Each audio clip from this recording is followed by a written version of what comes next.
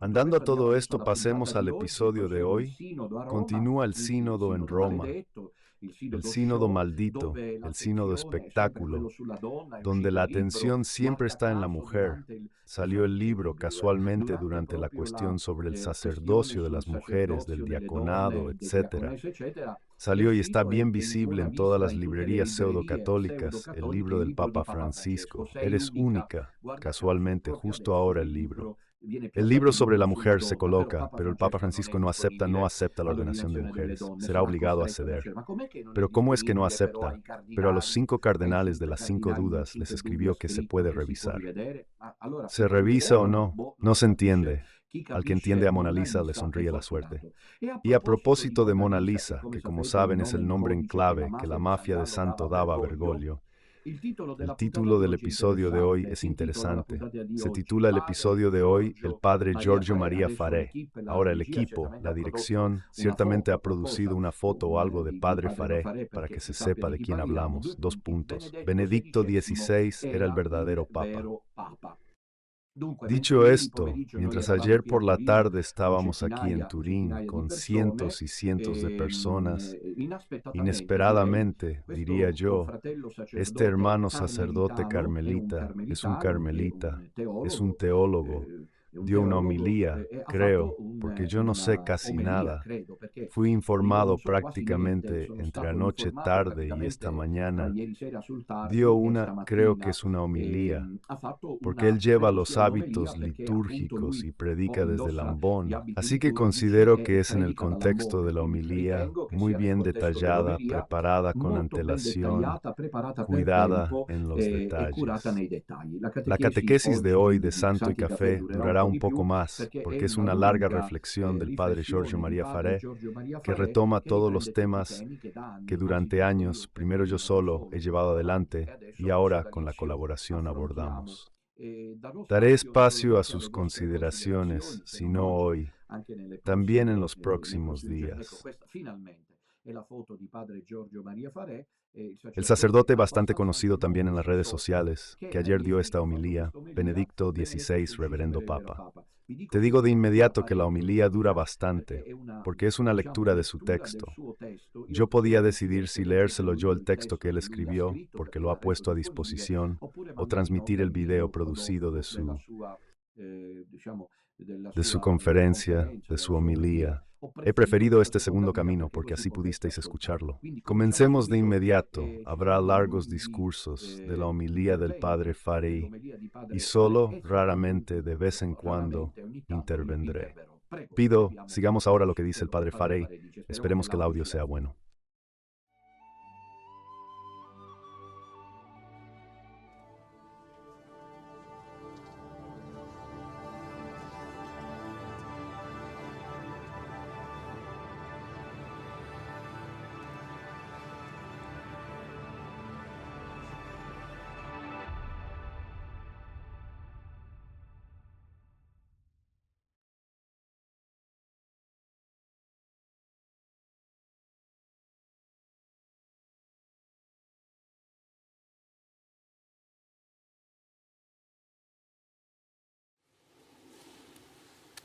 Sí, alabado Jesucristo.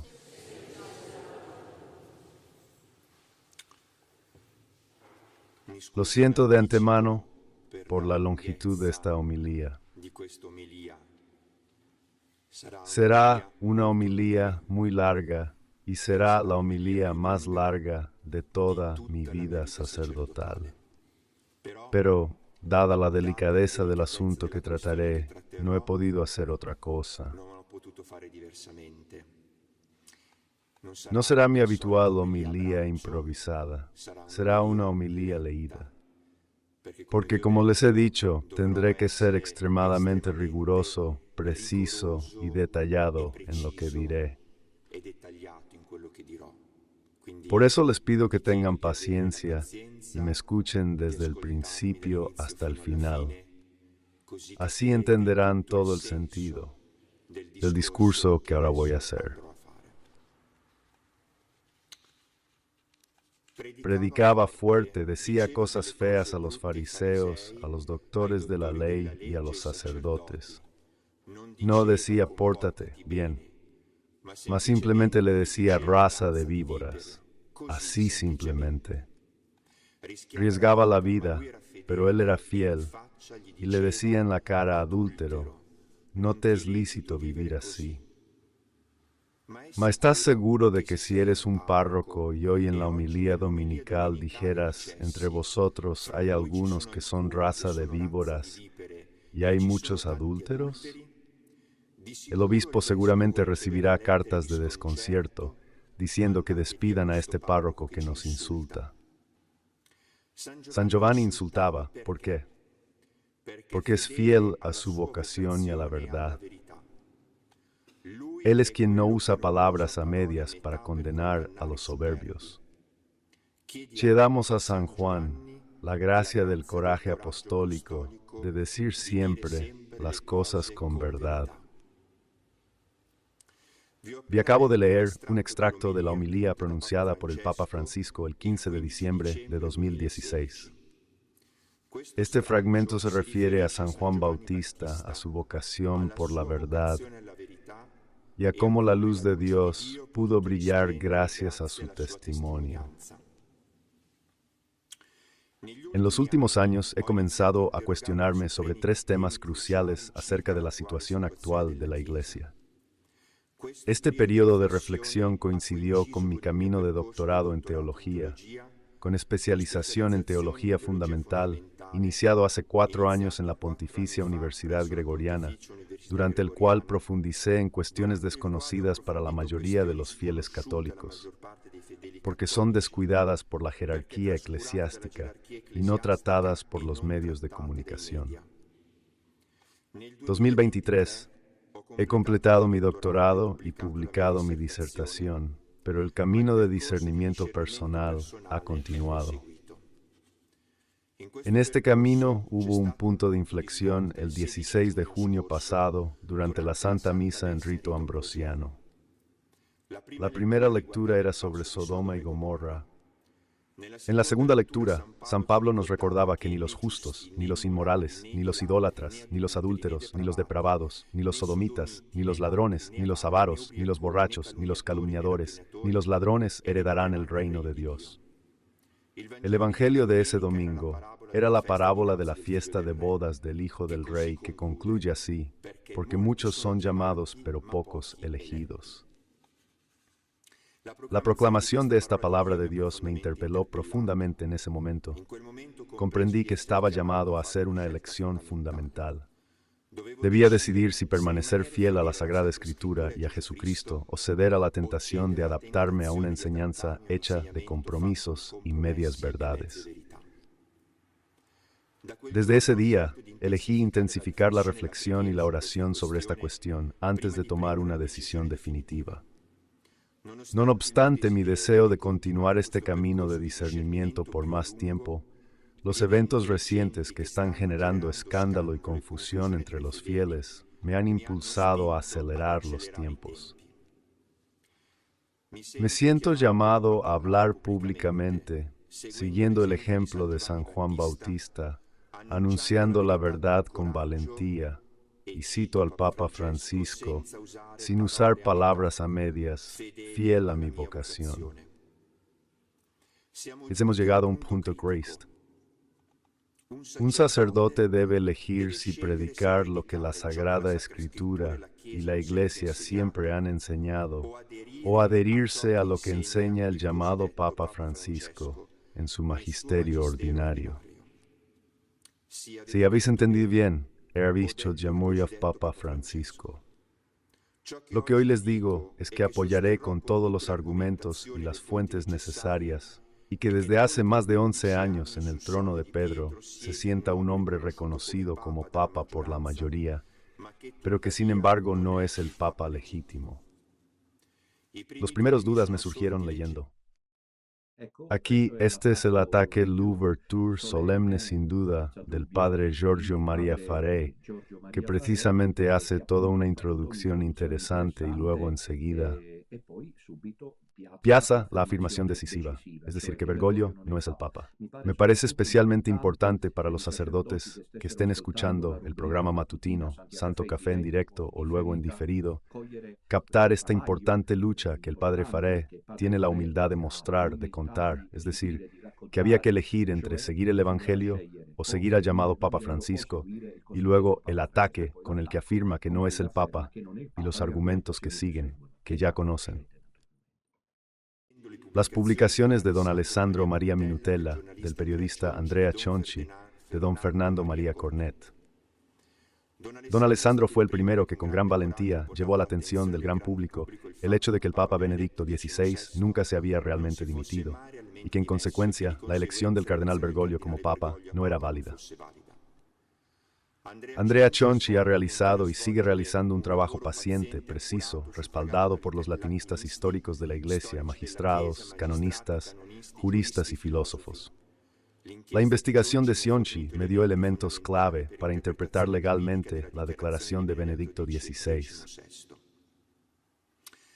Don Fernando María Cornet, gracias a su libro muy documentado Habemus Antipapa, me ha ofrecido otros importantes elementos para la investigación que he realizado. Sobre la base de sus trabajos, he profundizado y desarrollado mi posición sobre este tema y hoy de exponerla públicamente.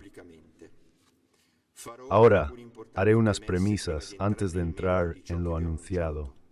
Primo, reconozco a todos los sumos pontífices desde San Pedro hasta el Papa Benedicto XVI y me distancio de cualquier forma de sedevacantismo. Segundo, reconozco el Concilio Vaticano II. Siempre me he comprometido a estudiarlo y a denunciar las interpretaciones neomodernistas que se han hecho de él. Las interpretaciones han provocado, desde el inmediato posconcilio hasta hoy, aplicaciones destructivas para la fe, la moral, la liturgia y la vida de la Iglesia en general. Tercero, subrayo que nunca he hablado mal de Bergoglio, ni cuando lo consideraba Papa, ni posteriormente, ni hoy. Cuando empecé a dudar de la validez de su elección. La predicación que he realizado en los últimos 10 años, compuesta por más de 3.200 discursos, está toda disponible en línea. Todos pueden verificar lo que estoy diciendo. Estoy y quiero seguir siendo católico, fiel a la Iglesia, al papado, al sacerdocio, y es por eso que estoy aquí. Ahora a decir lo siguiente. Para comprender plenamente las razones de mi afirmación, Benedicto XVI nunca renunció realmente, y por lo tanto el Papa Francisco no es Papa. Es esencial examinar los fundamentos jurídicos que la sostienen. Me gustaría subrayar que mi demostración es de carácter jurídico canónico y no inmediatamente teológico. El punto de partida de la demostración es la versión original en latín de la declaración del Papa Benedicto XVI, pronunciada el día 11 de febrero de 2013. Es necesario considerar la versión latina porque la declaración oficial fue pronunciada en este idioma. No leo ahora la declaración completa. El texto se puede encontrar en el sitio oficial de la Santa Sede y también está en nota en la versión escrita de este discurso que podrán descargar de mis perfiles sociales a partir de hoy. Existen varios elementos en la declaración del Papa Benedicto que contribuyen a hacerla inexistente como acto jurídico. Brevemente describo la diferencia entre nulidad e inexistencia. Un acto nulo es un acto jurídico que está afectado por vicios que lo hacen incapaz de producir los efectos jurídicos que le serían típicos y que por lo tanto es como si nunca hubiera sido realizado. Un acto inexistente, en cambio, es un acto en el cual faltan por completo los elementos constitutivos, tanto que ni siquiera puede ser definido como un acto jurídico. El acto de renuncia de Benedicto XVI es inexistente porque en él falta la voluntad de abdicar y se deduce de varios factores. En primer lugar, se trata de una mera declaración. La fórmula declaro, renunciar en jerga legal, no es lo mismo que decir yo renuncio. El Papa debería haber dicho declaro que renuncio como de hecho renuncio o formas similares. Así como fue pronunciada la declaración de Benedicto XVI, es precisamente solo una declaración, no un acto jurídicamente válido, ni a la declaración. No ha habido ninguna rectificación. Como destaca don Fernando María Cornet, el título dado por Benedicto XVI al documento es declaración, es decir, declaración y no renuncia o abdicación. La cosa llama aún más la atención porque habitualmente los actos de los papas no tienen un título, sino que toman el título de las primeras palabras del propio texto.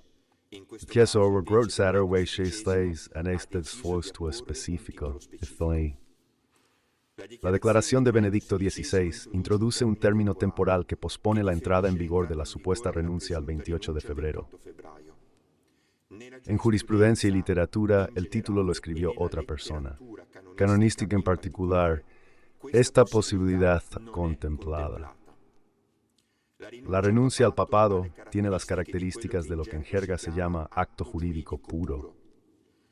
Los actos jurídicos puros son actos que, por su importancia y para evitar posibles incertidumbres y ambigüedades, no admiten la presencia de elementos accidentales que suelen ser la condición y el término. La posición de un término temporal hace que el acto de renuncia no solo sea nulo, sino incluso inexistente. Un tal acto no produce ningún efecto. Si se quisiera considerar la renuncia como norma del derecho según el canon 332.2, cosa que no es, como vamos a demostrar, intervendría el canon 189.3 del Código de Derecho Canónico, el cual prevé que la renuncia a un oficio eclesiástico que no esté sujeta a aceptación, como la del Papa según el canon 332.2, tenga efecto inmediato. Además, no se prevé una posibilidad de aplazamiento. Hemos visto que en la declaración del Papa Benedicto no existe voluntad de renunciar al papado. Por lo tanto, no existe como acto jurídico y no produce ningún efecto jurídico. Si se quisiera considerar dicho acto como jurídico, resultaría nulo por varios motivos que procedo a enumerar. En el texto de la declaración se utilizan dos términos, el término munus, que aparece 2 veces, y el término ministerium, que aparece 3 veces. El término ministerium es el que usó el Papa Benedicto XVI para identificar el objeto de su supuesta renuncia. Cito, declaro me ministerio episcopi Rome, successori Santo Petri, mi per manus cardinalium die 11 aprilis bis 15 commissio rinunciare. Declaro renunciar al ministerio de obispo de Roma, sucesor de San Pedro, que me fue confiado por mano de los cardenales el día 19 de abril de 2005. La norma de referencia para la renuncia al papado está contenida en el Código de Derecho Canónico promulgado en 1983, que en el canon 332.2, referente a la abdicación del Papa, introduce la necesidad de renunciar explícitamente al munus petrino. Esta precisión estaba ausente en el correspondiente 221 de la edición anterior, el Codex Iuris Canonici de 1917.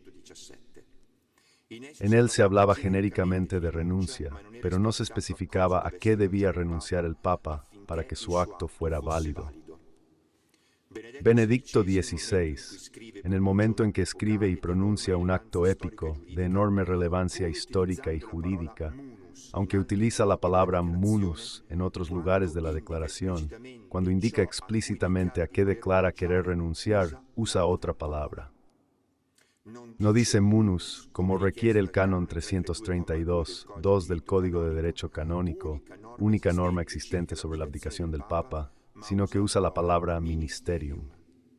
En la traducción italiana de la declaración, la cosa pasó desapercibida, porque ambos términos munus y ministerium fueron indebidamente traducidos como ministerio.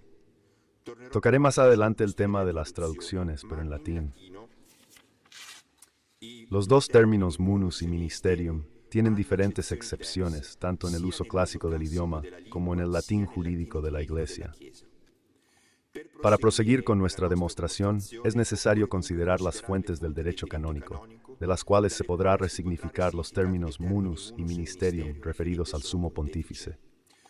El uso técnico de los dos términos en el contexto del derecho canónico más reciente puede explicarse de esta manera. Munus se refiere al cargo, la dignidad y la responsabilidad espiritual del Papa como sucesor de Pedro y jefe de la Iglesia Universal.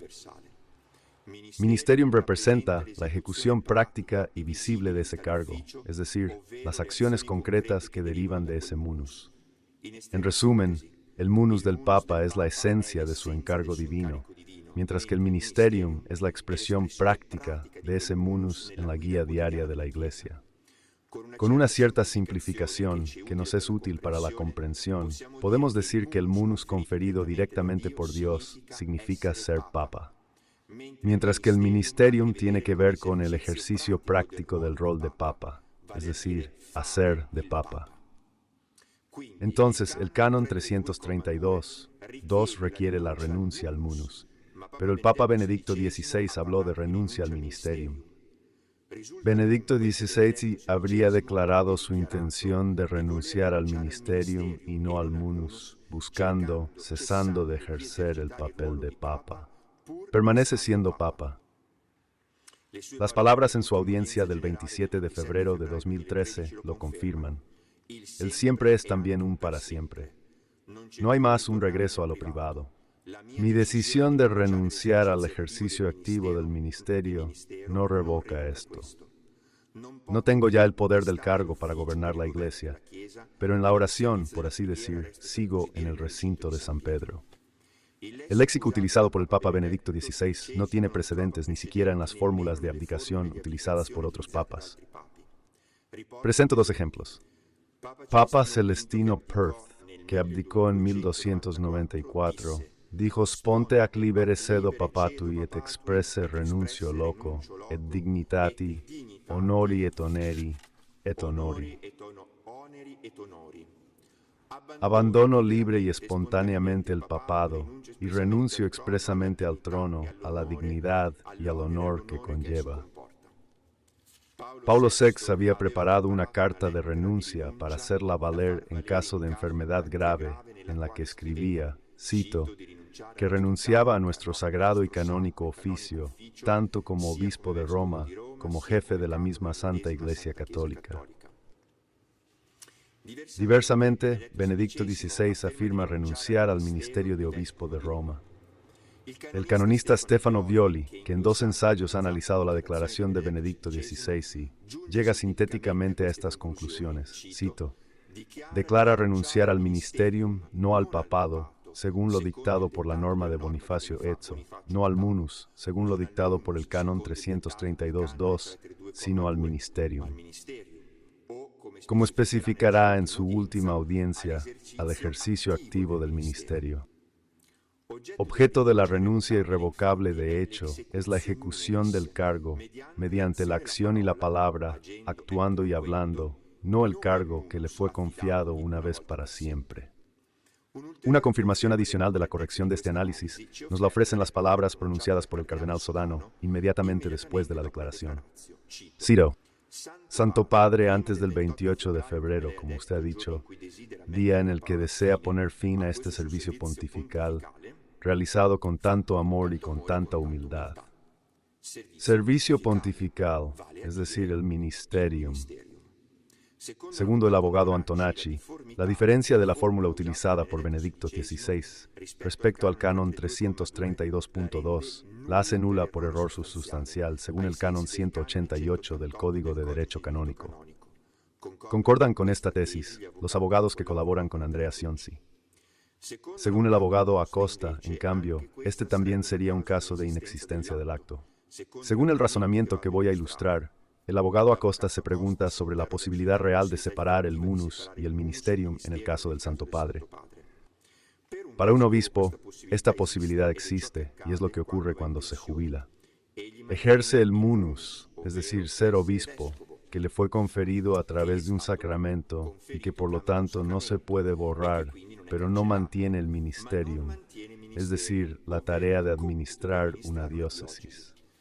Viceversa, para el sumo pontífice, renunciar solo al ministerium reteniendo el monus y el ministerium. L'omelia, che è una conferenza a questo punto di Padre Faresi infittisce con tematiche che il piccolo Resto da anni conosce bene, e cioè la distinzione finora che Padre Farea ha fatta tra munus e ministerium, e il fatto, come da anni diciamo, che Benedetto XVI nella En la declaración que no es precisamente una renuncia o una abdicación, entrega el ministerio, que es el ejercicio activo del papado, pero no el munus, que es lo que constituye al obispo de Roma como vicario de Cristo en la tierra.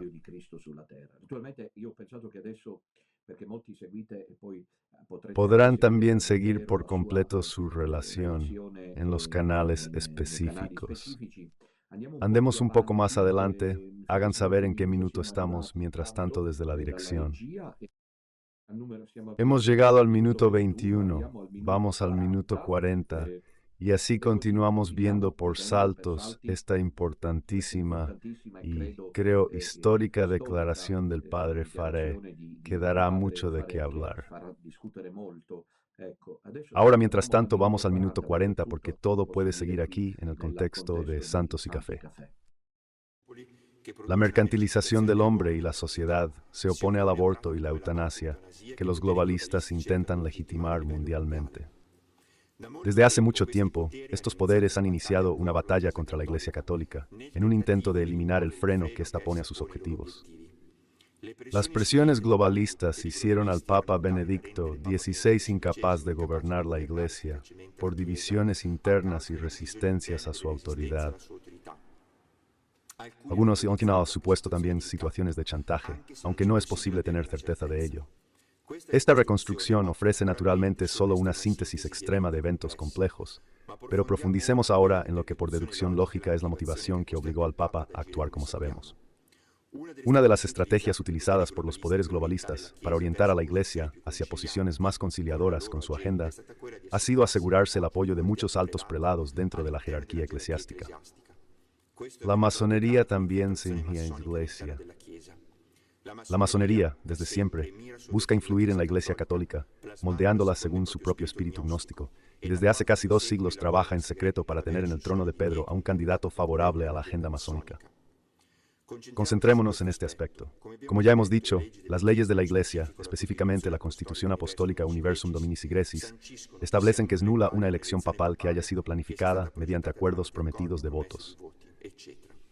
Entonces, una elección dirigida por grupos de poder externos o internos a la Iglesia sería nula e inválida y produciría un antipapa. Pero si sucediera, ¿quién podría descubrirlo? Probablemente todo el orbe católico aceptaría al nuevo papa como elegido. Volvamos a los hechos de la declaratio. Si el papa existe always que ignoran las smallest mistre, al morir, se convofori, un coxfer. Al contrario, la declaración, al ser ineficaz como acto de renuncia al papado, según lo demostrado anteriormente, ha establecido las condiciones de posibilidad para un cónclave inválido. Considera que en circunstancias normales, un acto así tendría repercusiones morales gravísimas para quien lo realiza. De hecho, aunque el Papa Benedicto hubiera actuado por temor a que tras su muerte fuera elegido un pontífice de ideas heterodoxas, no habría podido hacer lo que hizo sin faltar gravemente a la fe contra el dogma de la indefectibilidad de la Iglesia. Esto porque, incluso si hubiera un candidato con ideas heterodoxas, después de una elección válida recibiría la gracia de Estado y la asistencia del Espíritu Santo, por lo que no podría profesar herejías. El caso de Pío I, que tras ser elegido abjuró sus ideas no ortodoxas de juventud. Sabiendo que no podemos dudar de la fe de Benedicto XVI en el dogma de la indefectibilidad de la Iglesia, la lógica nos lleva a concluir que él estaba al tanto de información que le daba la certeza de que la elección de su sucesor sería de todos modos nula e inválida, porque violaba las normas de Universi Dominici Gressis. Además, debemos suponer que él se encontró en la situación de constatar que para los futuros sería imposible conocer y demostrar la invalidez. Nosotros hoy sabemos que, de hecho, los cardenales que formaban parte del grupo de Santo actuaron activamente para hacer elegir a su propio candidato. Siendo consciente de muchas de las dinámicas internas del Colegio Cardenalicio y habiendo asistido al cónclave de 2005, no es difícil pensar que Benedicto XVI hubiera descubierto esta realidad mucho antes que nosotros. El Papa se encontró entonces ante un dilema: permitir que tras su muerte se eligiera secretamente a un antipapa, o intentar una estrategia para frustrar el plan de los enemigos de la Iglesia, formulando una declaración sin efectos jurídicos. Por cierto, hago notar que un cónclave inválido, incluso después de la declaración, habría sido evitable. Los cardenales que se dieron cuenta de las ya mencionadas anomalías en la declaratio, por ejemplo, aquellos mismos que permitieron que sus traducciones fueran manipuladas, como veremos luego, podrían haber planteado inmediatamente la cuestión e impedido que se convocara un cónclave. Lo que no ocurrió, por lo tanto, es importante señalar que la responsabilidad efectiva de lo sucedido no debe recaer en Benedicto XVI, al contrario, sobre todo sobre quienes entendieron y callaron de mala fe. La estrategia del Papa Benedicto le permitió mantener el munus sin tener más el ministerium, una condición que para un papa solo puede ocurrir en una situación jurídicamente conocida como sede impedida, según el canon 412 del Código de Derecho Canónico. En efecto, cuando los cardenales convocaron el cónclave ilegítimo porque el Papa estaba vivo y no había abdicado, colocaron a Benedicto XVI en sede impedida. Durante más de 10 años, él estuvo así, ofreciendo a los fieles del clero pruebas para reconocer la invalidez de las elecciones de Bergoglio. A la luz de esto, se comprenden aún mejor las decisiones impactantes de introducir el título de Papa Espíritu y de mantener el hábito blanco, el título de su santidad, Benedicto XVI, un escudo papal. Al día tras la declaración, muchos debatieron sobre los dos papas. Interpelado al respecto, Benedicto XVI respondía siempre que el Papa es uno solo, sin especificar nunca cuál de los dos era, si él o Bergoglio. Este es un ejemplo típico de los muchos mensajes de Benedicto después de la declaración, confirmando su estado de sede impedida, es decir, no libre para comunicar la verdad de su pensamiento. Examinando sus respuestas en varias entrevistas, podemos notar, gracias al valioso análisis de Andrea, el uso de esa técnica que en los manuales de moral se llama restricción mental amplia. Vale a decir la omisión de detalles o el uso de expresiones que pueden ser interpretadas de maneras diferentes por quien las pronuncia y quien las escucha. Este permite en circunstancias serias e importantes no mentir, pero al mismo tiempo no revelar secretos o no decir cosas que tendrían consecuencias graves. Cito un ejemplo que demuestra la imposibilidad de Benedicto XVI de explicar su gesto. Al periodista Andrea Tornielli, que le preguntó por qué seguía vistiendo la sotana blanca y llamándose Benedicto XVI, él respondió: mantener el hábito blanco y el nombre Benedicto es práctico. En la renuncia no había otros vestidos. Nadie pensaría que este es el motivo real. La explicación debe ser otra, y no se entiende por qué eludirla con una respuesta paradójica, salvo por falta de libertad. El caso de Benedicto XVI difiere del de pontífices pasados, materialmente imposibles de comunicar. Benedicto XVI se defendió de enemigos ocultos en la Iglesia. No fue visiblemente exiliado o encarcelado, pero de hecho estaba privado de la libertad de expresarse claramente, también debido a la manipulación mediática que privilegiaba las críticas contra él y su magisterio, oscureciendo sistemáticamente las noticias y los argumentos a su favor. Por eso muchos nunca oyeron de la sede impedida de Benedicto XVI y Francisco Máximo, a pesar de la mucha documentación sobre el tema. La franja agnóstica en la Iglesia empezó a mostrar su programa subversivo tras el cónclave de 2013. Lo que no era evidente entonces lo es hoy, a una distancia de 11 años. Los poderes globalistas están logrando su objetivo, con la connivencia de Bergoglio y sus colaboradores, quienes han mezclado la enseñanza de la verdadera doctrina y la defensa de los valores no negociables con el pluralismo religioso, el compromiso con el mundo, el ecologismo, el inmigracionismo. Gracias a esto, todos los amantes de la verdad han podido comenzar a comprender la existencia y la naturaleza de esta corriente enemiga de Cristo, que desde hace tiempo se oculta en su Iglesia. En el inmediato después de la declaración de Benedicto XVI, muchos altos prelados y los medios, en general, intentaron hacer pasar las palabras del Papa Benedicto como una clara indicación al papado. Les mostraré cómo las traducciones oficiales de la Declaratio en la Santa Sede fueron manipuladas respecto al original en latín para parecer un acto válido. Papa Benedicto escribió y dijo la Declaratio en latín, Las oficinas del Vaticano tradujeron a idiomas nacionales. En estas traducciones podemos notar dos tipos de traducciones. Vean la relación intensa que es. Lleva adelante, Padre, hacer ahora era el momento en que esto ahora y 12 minutos me parece aproximadamente, quizás incluso un poco más de su 1 hora y media precisamente de su homilía en esta fase aquí. Padre hacer está examinando todas las cuestiones que a usted, desgracias a Dios del pequeño resto, son muy conocidas.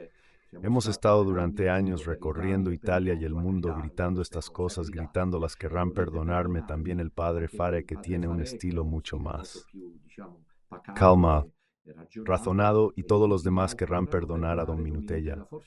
Tal vez al principio realmente era necesario gritarlo. Al principio quizás solo era necesario gritarlo. Ahora se puede discutir de manera más. Y lo sé hacer yo también si es necesario. No es que porque grito soy incapaz. Esto es un discurso mío. Pero quería deciros que las argumentaciones de Padre Faré, como veis, son las que llevamos años defendiendo, intensas, profundas. Os remito a ellas. ¿A qué minuto hemos llegado? Pregunto a la dirección de la minuto de su producción. Así que estamos en buen punto para seguir adelante. En muchos idiomas europeos, la distinción entre munus y ministerium se ha ocultado utilizando como traducción de ambos términos un mismo sustantivo que significa servicio. En la traducción alemana, la manipulación es aún más evidente. De hecho, el munus y el ministerio, aunque correctamente traducidos como ante inst, han sido intercambiados de lugar. La declaratio en alemán fue manipulada para hacerla parecer una renuncia regular al munus petrisant, conforme al canon entre 3 y 2,2. Además, es interesante notar que para la publicación de la declaratio en los Acta Apostolici Sedis, el boletín oficial del Vaticano, se acuñó un título que la hace parecer como una abdicación válida. De los deberes del obispo de Roma, sucesor de San Pedro, abdicación. Sobre la renuncia al cargo del obispo de Roma, sucesor de San Pedro. Han pasado ya 11 años desde las supuestas renuncias del Papa Benedicto y casi 2 años desde su muerte. Aún así, pese al revuelo por las dudas sobre la legitimidad del Papa Francisco, ninguna voz oficial se ha pronunciado. La falta de una posición oficial de la Iglesia es aún más preocupante si se considera la gravedad del contexto en el que este papado está ejerciendo su ministerio, un contexto en el que pesa la duda sobre su efectiva validez. ¿Cómo puede la Iglesia ignorar la controversia sobre la legitimidad del papado de Francisco, como si no supiera que dudar de su elección legítima hace inútil su mandato? Por mucho que sea derecho y deber de los fieles de cualquier rango denunciar la situación, corresponde al cardenal denunciarlo oficialmente y ponerle remedio, como dispone el artículo 3 de Universum Dominici Grecis, que dice así: establezco que el colegio cardenalicio no pueda de ningún modo disponer los derechos inherentes de la sede apostólica de la Iglesia romana, y mucho menos dejar caer directa o indirectamente ninguno de ellos, incluso con el fin de resolver disputas o de perseguir acciones perpetradas contra los mismos derechos tras la muerte o la válida renuncia del pontífice. Todos los cardenales deben cuidar y proteger estos derechos. Los cardenales tienen el deber de hacer respetar los derechos de la sede apostólica. No pueden disponer a su antojo ni dejarlos caer, ni siquiera para evitar un cisma. Entonces, si en el trono de Pedro se sienta un antipapa, el colegio cardenalicio debe intervenir. En cuanto a la elección del Papa, las nuevas normas establecen que corresponde únicamente al colegio cardenalicio, como dice el artículo 33 de Universi Dominici Gregis. El derecho de elegir al romano pontífice corresponde únicamente a los cardenales de la Santa Iglesia Romana. Está absolutamente excluido el derecho de elección activa por parte de cualquier otra entidad eclesiástica o la intervención de potestad laica de cualquier grado u orden. He demostrado que la elección del cardenal Bergoglio como pontífice nunca ocurrió por motivos canónicos. Hecho jurídico con impacto teológico.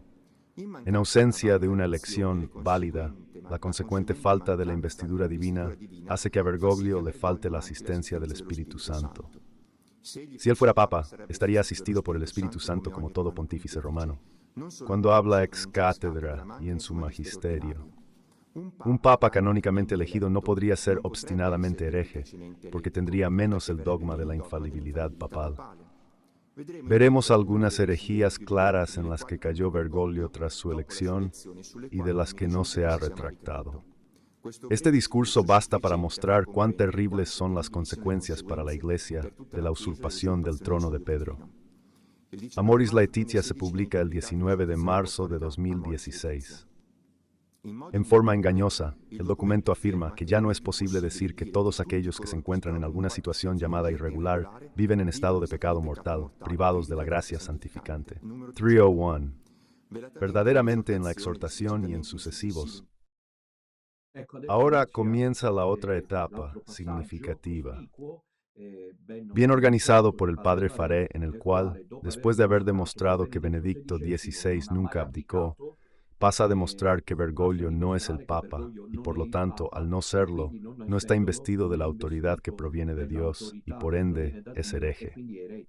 Ahora comienza la reseña de las herejías de Bergoglio, que todos conocemos muy bien. Escuchemos solo la primera parte y luego el final de su relación, la reseña de las herejías de Bergoglio. Vamos a seguir con el video y luego producimos la parte final. Eventos esclarecedores. Bergoglio llega a afirmar que los divorciados que viven en una nueva unión pueden ser absueltos y recibir la Eucaristía incluso sin vivir la continencia, es decir, persistiendo en la práctica del adulterio, contra la palabra de Dios y el magisterio. Bergoglio promovió el ejemplo religioso. El 4 de febrero de 2019, Bergoglio y Ahmad al-Tayeb, el gran imán de la mezquita de Al-Azhar, firmaron conjuntamente una declaración titulada Documentos sobre la Fraternidad Humana, en la que afirman que el pluralismo y la diversidad de religiones, de color, de sexo, de raza, de lengua, son una sabia voluntad divina con la cual Dios ha creado a los seres humanos. Esta sabiduría divina es el origen del cual deriva el derecho a la libertad de credo y a la libertad de ser diferentes. El 13 de septiembre de 2024, en un encuentro con jóvenes en Singapur, Bergoglio dijo: "Lo que más me impresiona de ustedes es su capacidad de diálogo interreligioso, y eso es crucial. Porque si ustedes empiezan a pelear, mi religión es más importante que la tuya, la mía es la verdadera, la tuya no es verdadera. ¿A dónde nos lleva todo esto?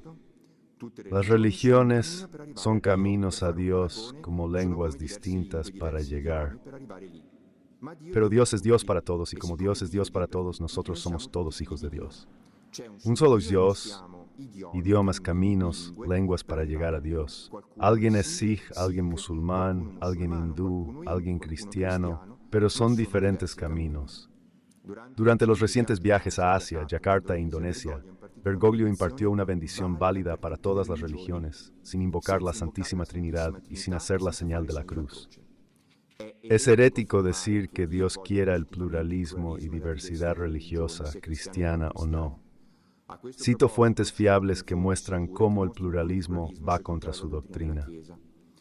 En ella Declaración Dominus Jesus de la Congregación para la Doctrina de la Fe, el anuncio misionero perenne de la Iglesia, hoy está en peligro por teorías de tipo relativista que pretenden justificar el pluralismo religioso no solo de facto, sino también de iure. De la encíclica Redemptoris Missio de Juan Pablo II, los hombres, por lo tanto, no pueden entrar en comunión con Dios si no es por medio de Jesús, bajo la acción del Espíritu. Esta mediación suya, única y universal, lejos de ser un obstáculo en el camino hacia Dios, es el camino establecido por Dios mismo, y de ello Cristo tiene plena conciencia.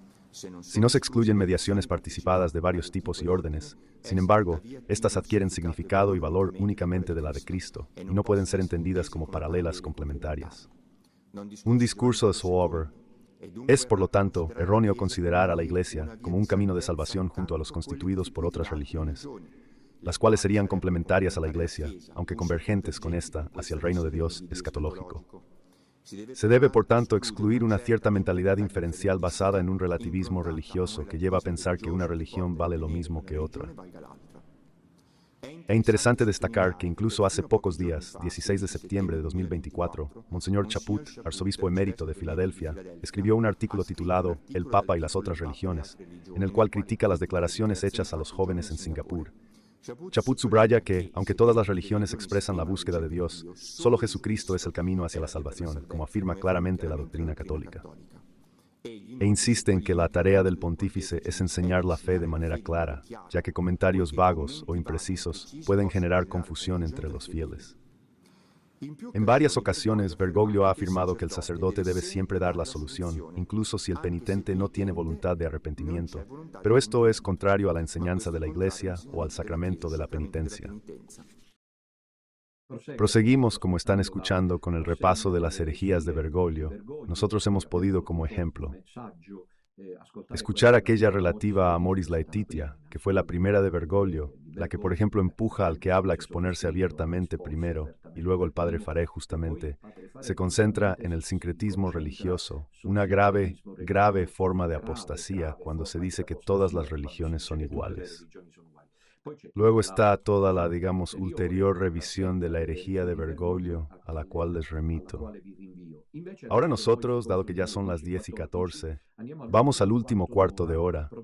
Produzcamos el último cuarto de hora de esta hora y media de homilía, que luego está disponible también en formato impreso. Escuchemos el último cuarto de hora y saquemos las conclusiones de este episodio bastante extraordinario porque va más allá del horario previsto. Hay espacio luego para las llamadas telefónicas, naturalmente al menos un par. Mientras tanto, sigamos los últimos 15 minutos del discurso del padre Faré. Plantea las Civitas Dei y que aunque parece pertenecer a la Iglesia, en realidad no forma parte verdaderamente de ella, porque según Agustín, la Iglesia es solo de Cristo. Esta entidad ha tomado progresivamente fuerza hasta volverse mayoritaria en la jerarquía eclesiástica y también entre religiosos y laicos. La dificultad de comprender la situación en la que nos encontramos proviene de su carácter único en la historia de la Iglesia. Los cismas, tal como los conocemos históricamente, surgieron de la abierta oposición entre un grupo que desarrolla ideas o prácticas consideradas heterodoxas y la Iglesia institucional. Los conflictos doctrinales, disciplinarios o de poder suelen causar rupturas. La Iglesia mantiene sus estructuras y la tradición apostólica, mientras el grupo cismático se separa, busca nueva ubicación y forma nuevas comunidades. La situación actual, en cambio, se ha desarrollado sin estruendo. Los enemigos de Cristo se infiltraron en la Iglesia y tomaron poder. La operación se hizo de forma que pasó desapercibida para la mayoría de los fieles. Se ha producido, de hecho, un cisma oculto, en el que el grupo cismático ha conquistado el poder, ocupa los cargos de gobierno, administra las estructuras y está persiguiendo a los católicos que permanecieron fieles. Hablo de cisma porque esta entidad, al tomar poder, se ha desvinculado progresivamente de la obediencia a la misma Iglesia, hasta, como hemos visto, hacer imposible el gobierno al Papa reinante y socavar la sucesión apostólica. La componente subversiva ha sido cada vez más capaz de influir en la fe y la moral de una gran parte de los fieles, quienes ahora corren el riesgo de ser incapaces de reconocer la deriva doctrinal a la que asisten. Forward. Católicos, aquí se topan con consagrados que podrían ver lo ocurrido, pero lo consienten. Quizás lo hacen porque ser fiel a Jesucristo y su Iglesia cansa, mientras que una moral laxa no inquieta la conciencia.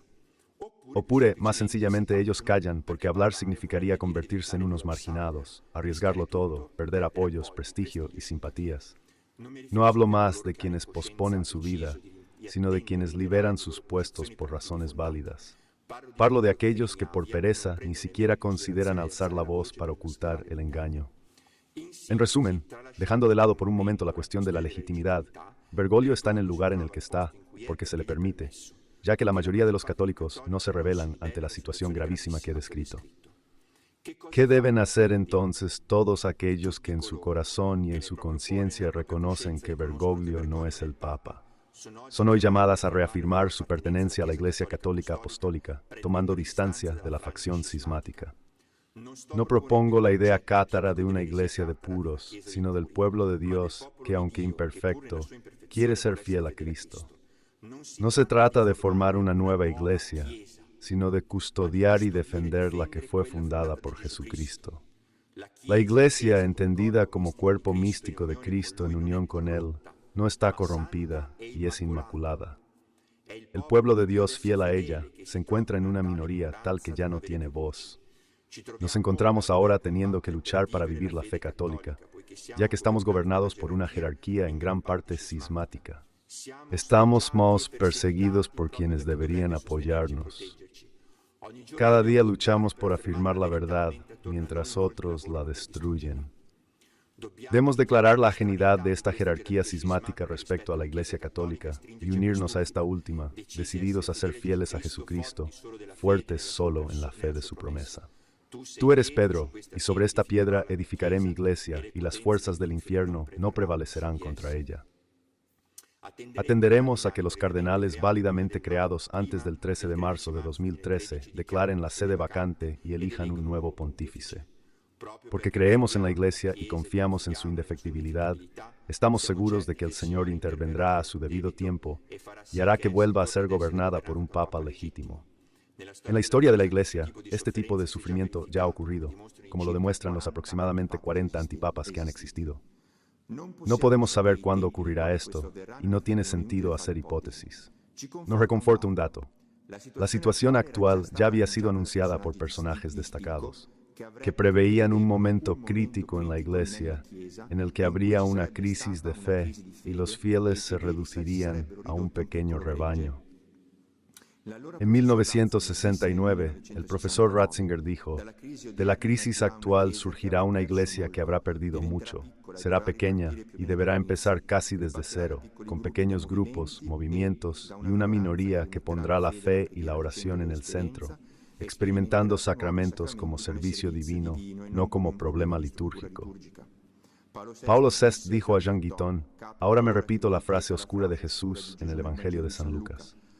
Cuando el Hijo del Hombre regrese, ¿encontrará aún fe en la tierra? A veces releo el Evangelio del fin y veo que ahora surgen signos de esto.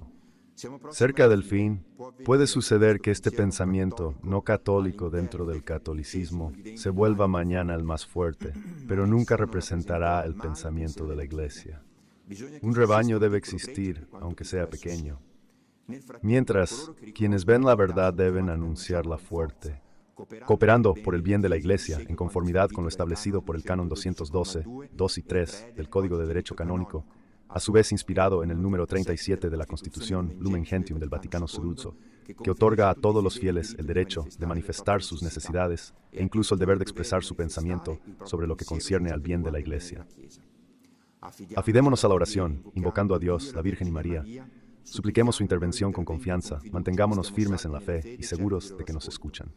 En particular, hagamos que los chicos y los niños recen, expliquen a sus hijos y nietos la verdad para que puedan interiormente invocar. Están ellos en este drama. La oración es el dolor de almas inocentes y el mejor incienso para Dios. Resistimos sin miedo y desaliento en este tiempo de gran prueba. Deberíamos aceptar ver a muchas personas queridas permanecer en el error. Ofrecemos estos sufrimientos por los cardenales, llamados a declarar la sede vacante. Estamos unidos y tejamos redes. Nunca como ahora es fundamental construir relaciones verdaderas, provechosas, santas, que nos ayuden y ayuden a otros a cultivar una verdadera vida sacramental y espiritual. Es tiempo de invertir seriamente en nuestra vida de fe, con generosidad y creatividad. Ponemos a disposición lo que somos y lo que tenemos al servicio de la Iglesia.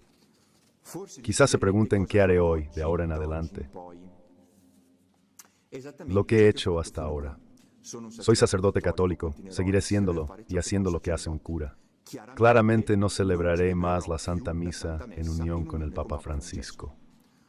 Como fue para mí, entiendo que se necesita tiempo y una gran reflexión para asimilar una verdad tan grave. Por eso no pretendo que todos comprendan y compartan inmediatamente esta decisión mía. Para algunos un jarro de agua fría, para otros una confirmación y para otros una certeza de hace tiempo. Seguir cerca de quienes comparten esto y de quienes les cuesta más. Sé que para algunos esta decisión mía podría confundir. Mi compromiso con ustedes y su crecimiento espiritual sigue firme. Estoy listo para acompañaros, escucharos, apoyaros y a vuestra disposición para aclaraciones. Si desea contactarme personalmente, podrá hacerlo a través de mí en perfiles sociales, el sitio veritatemíncaritate.com. Encuentren al final de esta homilía. Estoy listo para colaborar con los sacerdotes que quieran ayudarnos a cumplir nuestra misión en este tiempo grave. Nuestro amor por Jesús y la Iglesia Católica. Siento que ha llegado el momento de dar testimonio en primera persona, de no tener miedo al enfrentar lo que sucederá, pero no deseo emitir juicios sobre los sacerdotes que, aunque lo han comprendido, no anuncian la sede vacante y no denuncian públicamente el antipapado en curso. Hay muchas razones detrás de estas decisiones y no podemos saber qué pide el Señor a cada uno. No se debe pensar que esta actitud se deba necesariamente a la cobardía. Gracias a los sacerdotes que salieron primero por su valiente elección. Creo que es mi facultad, derecho e incluso deber de caridad haber dicho todo lo dicho hoy. Espero que esta intervención mía pueda servir como una invitación para que las autoridades eclesiásticas respondan respecto a las cuestiones que he planteado, refutándolas si les es posible, con argumentos respaldados por fuentes del derecho, corrigiéndome si y dónde me equivoco, aconsejándome si lo consideran necesario, iniciando así un diálogo constructivo propio de quienes declaran querer vivir en el siglo de Jesucristo, en la verdad y en la justicia. Reitero que soy un fiel servidor de la Iglesia y estaré más que feliz de retractarme de todas mis afirmaciones si se me demuestra que son erróneas. Este trabajo de investigación me ha costado un gran esfuerzo. Por lo tanto, pido a todos aquellos que no estén de acuerdo conmigo que eviten objeciones superficiales y, en cambio, presenten argumentos serios basados en el derecho canónico, la historia de la Iglesia, la teología y el conocimiento del latín. Un intercambio con opiniones diferentes, presentadas con competencia, puede solo enriquecer tratándose de un tema muy complejo. Permítanme hacer una aclaración, porque es necesaria, sobre herejía y cisma. La herejía y el cisma son crímenes distintos. La herejía se opone a la unidad de la fe, el cisma se opone al vínculo de la caridad y el cisma, en sentido estricto, no implica herejía. Lo dicho en esta homilía no entra en las categorías del cisma y de la herejía. No entra en la categoría de herejía. Código canónico. Al canon 751 define herejía, cito, la negación obstinada después de haber recibido el bautismo de alguna verdad que se debe creer por fe divina y católica, o la duda obstinada sobre ella. En todo lo dicho en este discurso, no he negado ni puesto en duda los dogmas y la verdad de la fe. No he dudado, al contrario, defendí el dogma de la indefectibilidad de la Iglesia. Un periodo de 11 años no tiene precedente en la historia de la Iglesia para una crisis de antipapa. Antipapas han reclamado el papado y seguido por parte del clero y fieles. Algunos ejemplos incluyen la época del cisma de Occidente, durante la cual hubo hasta 3 rivales que reclamaban la cátedra de Pedro. En algunos casos, estas situaciones de cisma y confusión han durado muchos años, incluso décadas. Cerca del dogma de la infalibilidad papal, no lo niego, es más, lo sostengo, que es precisamente este dogma el que proporciona una prueba de que Bergoglio no es papa. Como ya se ha dicho, si él lo fuera, no podría producir documentos que están en contradicción con los mandamientos de Dios, la doctrina católica, las declaraciones definitivas de sus predecesores y su magisterio ordinario. Lo dicho ni siquiera entra en la categoría de cisma, porque se llama cisma el rechazo de la sumisión al sumo pontífice o de la comunión con los miembros de la Iglesia o los sujetos. Canon 751. Derecho de cisma requiere estas condiciones. Primo, uno debe retirarse directamente, expresamente o indirectamente a través de sus propias acciones de la obediencia al pontífice de Roma y separarse de la comunión eclesiástica con el resto de los fieles, aunque no se una a una secta cismática separada. Segundo, el retiro debe hacerse con obstinación y rebelión. Tercero, el retiro debe hacerse en relación con aquellas cosas que constituyen la unidad de la Iglesia. Y a pesar de esta desobediencia formal, el cismático debe reconocer al pontífice romano como el verdadero pastor de la Iglesia. Y debe profesar como artículo de fe que se debe obediencia al romano pontífice. Como se ha reiterado varias veces, todo este discurso parte del hecho de que el llamado Papa Francisco no es Papa. Si Bergoglio no es el pontífice romano, desobedecerle a él y a la jerarquía en comunión con él no es cisma. En los próximos días volveré sobre este texto y lo comentaré gradualmente en mis redes sociales, dedicando el tiempo necesario a cada parte, leyendo también todas las notas, para permitir que todos comprendan a fondo una cuestión tan delicada. He casi terminado. Quisiera cerrar mi intervención leyéndoles un cuento, así concluimos de manera hermosa. Una fábula de un film. Propiamente de esta fábula tomé inspiración para el título de mi intervención de hoy. Vi leo las palabras del personaje que la cuenta y las hago mías. En la última aventura de esta tierra maravillosa, donde los animales hablan con los seres humanos, y un majestuoso león los incita a todos al amor, la fe y el coraje. En el último capítulo de esta hermosa historia escrita para niños, sucedió que los enemigos del león habían exterminado a todos sus seguidores, excepto un oso y un unicornio, atrapados en una estrecha cueva junto al león. El malvado rey enviaba continuamente a la cueva hordas de soldados para intentar matarlos, pero no lo lograban, porque el león, el oso y el unicornio los repelían. Al final, el rey malvado envió a un mensajero que dijo: lo que realmente queremos, el único que nos interesa es el león. Entréguenoslo y sobrevivirán. Cierto, a ti, unicornio, te cortaremos el cuerno de un tajo y te haremos tirar de un carro por el resto de tu vida. Tú, oso, en cambio serás encadenado y bailarás en el circo. Ambos sobrevivirán. Entonces el león miró a los ojos a sus amigos y les preguntó: ¿qué piensan hacer? El oso y el unicornio sonrieron ampliamente y respondieron: de todas las maneras en que estaríamos listos para morir, esta es precisamente la que habríamos elegido. El oso, el león y el unicornio no buscaban el camino más fácil. No la estaba buscando tampoco Jesús cuando aceptó la cruz. Muchas personas no creen en la historia de Jesús, así como no creen en la del león, el oso y el unicornio. Estoy aquí con ustedes esta mañana porque creo en ambas y nunca entregaré ese león. Louvado sea Jesucristo. Aquí, esta era la histórica homilía del padre Faré. Me parece entonces que los pasajes que él luego volverá a comentar son los siguientes. Hay una amplia introducción en la cual anuncia que ha tomado una decisión importante y luego la comunicación que el Papa Benedicto nunca abdicó, permaneció como el Papa válidamente elegido y retuvo el bono en sede impedida. Y que por eso Bergoglio no es el Papa válidamente elegido, y no puede ser la razón del hecho de que Benedicto XVI no sea realmente dimitido, o sea dimitido pero no aplicado. Y luego estuvo toda la reseña en esta hora y media de las herejías de Bergoglio. Padre Faré está disponible para todo. Esperemos entender también en qué sentido respecto, por ejemplo, al sodalicio sacerdotal María y al pequeño resto, esto será posible.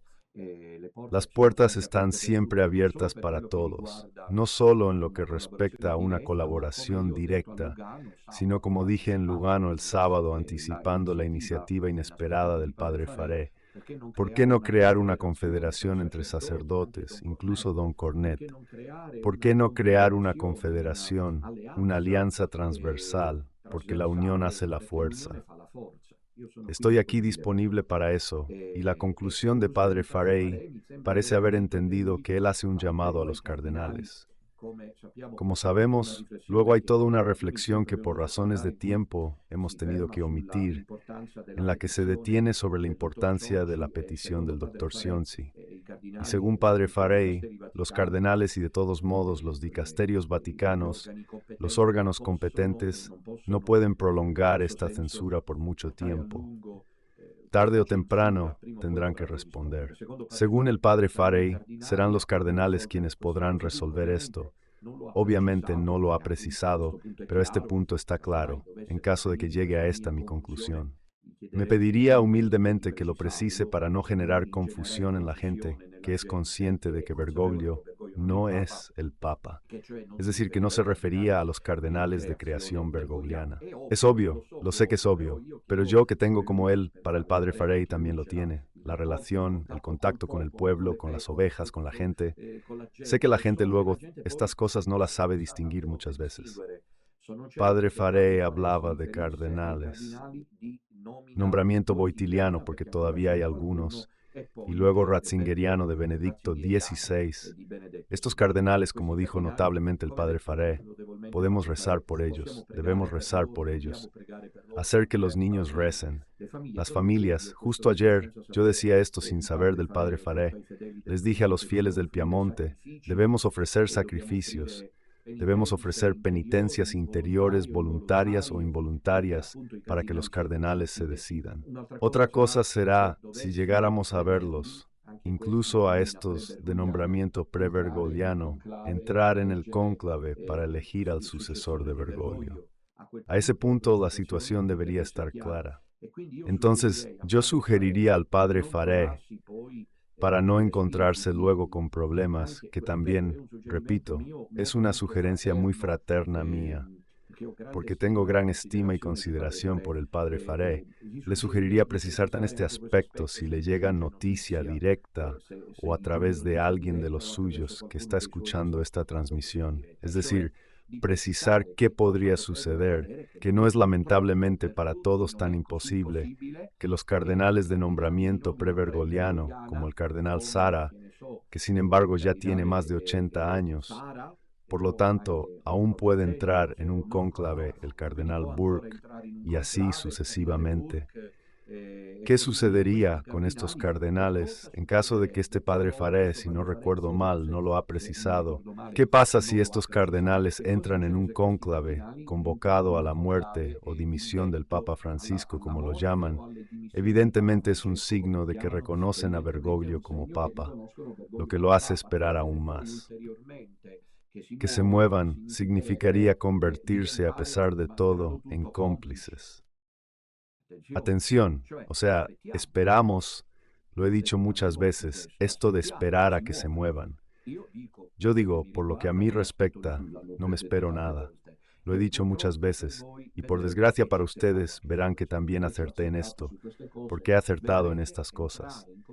Verán entrar en cónclave a estos cardenales de los que se espera que hagan algo, porque ellos también tienen esqueletos en el armario, no son tan santos ni tan transparentes.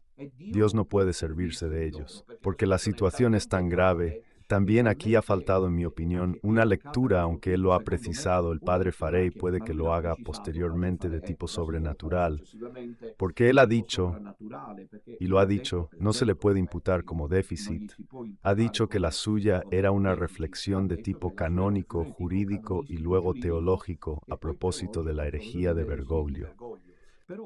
Aquí encajaría bien, aunque él en un momento mencionó un análisis sobre el hecho de que esto no es simplemente la Iglesia Católica ocupada por los masones, sino que hay que entenderse sobre estas cosas. Sino aquí surgen grupos, grupitos y subgrupos, y esperaría que se diera un poco más de confianza al suscrito para, al menos, interactuar. Hagamos un episodio con Don Cornet y Padre Faré, están disponibles, o sea, no se trata de una interacción solamente de la Iglesia Católica conquistada por los masones. Pero sabemos que la falsa iglesia de las tinieblas, sé que es difícil llegar hasta este punto, pero es eso.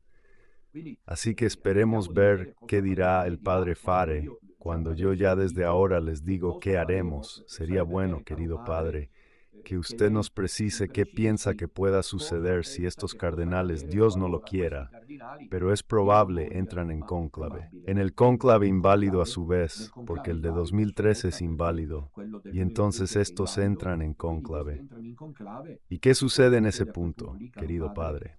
¿Qué haremos? Comenzaríamos, según yo, todos juntos a pensarlo, tener el valor de formular una salida. ¿Qué hacemos? Andamos tras los cardenales aunque entren al cónclave, porque ya lo hicieron una primera vez. Pero naturalmente usted, yo o cualquiera de nosotros puede pensar en la buena fe hasta cierto punto en lo que a mí respecta de estos cardenales que no sabían nada de las maniobras de la mafia de Santo y de toda la manipulación masónica. Pongámoslo así, pero una vez esto puede suceder, no dos veces. No podemos pensar que por segunda vez el cardenal Burke, porque ya entró en el cónclave de 2013 y aún tiene varios años en la curia, así que ciertamente entrará una segunda vez y participará en el cónclave. Porque también está el problema, querido padre Farey, de los cardenales que han presentado dudas y que frente a los avances heréticos de Bergoglio se han mantenido firmes, heréticos al máximo. Discuten entre ellos, no sé si luego me excluyen y ustedes son contactados por ellos, a veces lo pienso, Pero la situación es esta. Entonces, aclarar qué puede suceder si los cardenales, estos de nombramiento pre-bergogliano, porque Padre Cornet y Padre Faré ciertamente se referían a los cardenales de nombramiento pre-bergogliano. ¿Qué hacen estos que luego son? Está bien que no es importante que sean muchos, bastan 2, 3, incluso 1, límite. ¿Qué haremos cuando estos cardenales, en un futuro no tan lejano, porque sí, Bergoglio está ahí, aguantando, resistiendo, pero ahora en 2 meses cumple 88 años? Y entonces, preguntarse qué deberíamos hacer si los cardenales entraran en un cónclave falso. ¿Cuál es el siguiente a Bergoglio y participan en la elección del sucesor de Bergoglio? Allí nos quedaríamos, como ya les anticipo, que sucederá sin cardenales. Este se lo digo al concluir la extraordinaria relación homilía del padre Faré.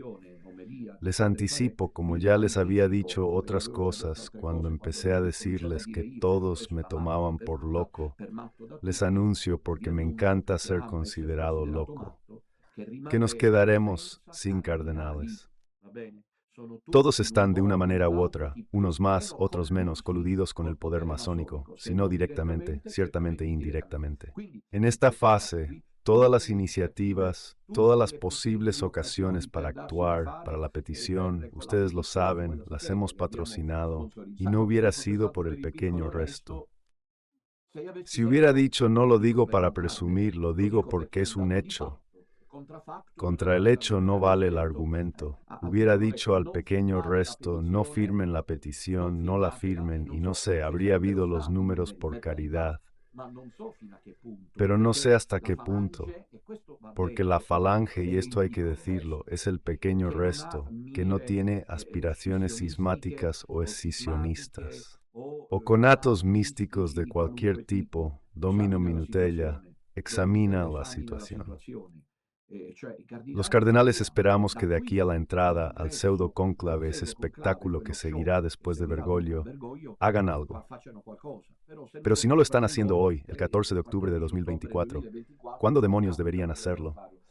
Alguien dice cuándo se dimite Bergoglio. Puede ser o cuando muera. Puede ser que lo hagan ahora, bienvenido sea. Quizás ya estén haciendo algo y Don Minutella no esté al tanto de nada porque no sabe estas cosas. Mejor aún, pero esta posibilidad la ha tenido en cuenta según yo. Agradecemos al padre Faré por lo que hizo ayer.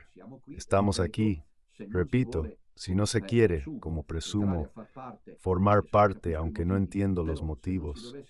Pero si no se decidiera ya como padre, si me parece entender así, don Cornet, gracias también al padre Faré, decidiera no entrar en la asociación.